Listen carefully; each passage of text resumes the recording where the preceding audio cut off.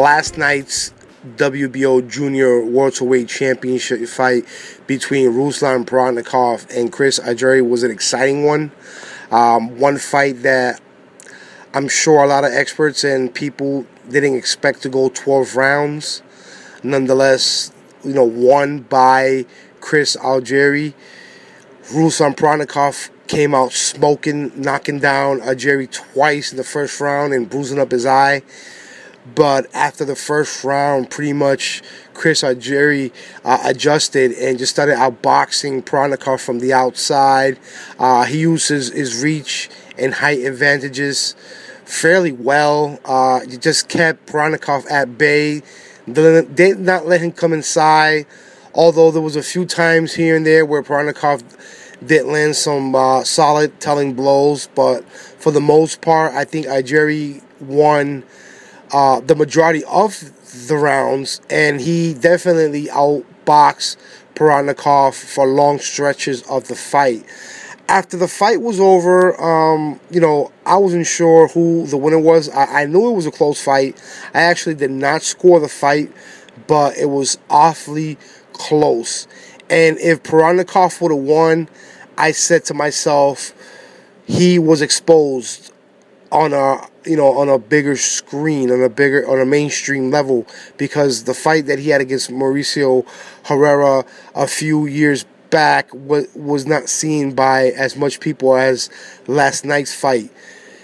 Provodnikov has problems with movers, has problems with guys who utilize their jabs and move away and things in that nature. He even admitted after the fight that he has problems with those type of fighters and prefers to fight guys who come forward and exchange punches. But Algieri had a lot of tricks up his sleeve. He was pretty much just dominating the fight in terms of just pure boxing, and he had to come from behind. He was dropped twice in the first round. I believe after 7 or 8 or the 8th round, they could have stopped the fight because his eye was pretty much closed. But the kid is a warrior. Any other fighter would have just gave up then and there and said, I had enough and I'll fight another day. That wasn't the case. Algieri stuck with it. He, like I said, he uses his boxing ability perfect with his jab, moving away, occasionally landing, his power right hand, and even stunning Provodnikov a few times here and there. So I don't have any problem with the decision at all. I thought that it was a close fight.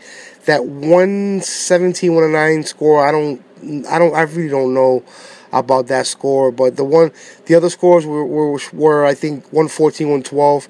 Though that was more like the fight. If Provodnikov would have won the fight, I would have had no problem with that either.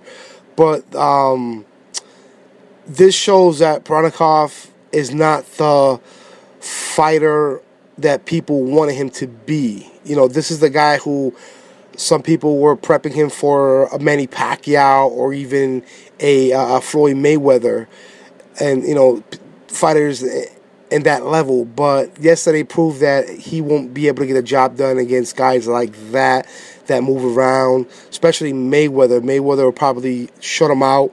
Pacquiao would show him too many angles for him to even have a chance. And that's my assessment of the fight. Even if he would have won, he would have had trouble with any of those fighters that I just mentioned, or even a Danny Garcia, who would most likely become the counterpuncher if those two will ever meet.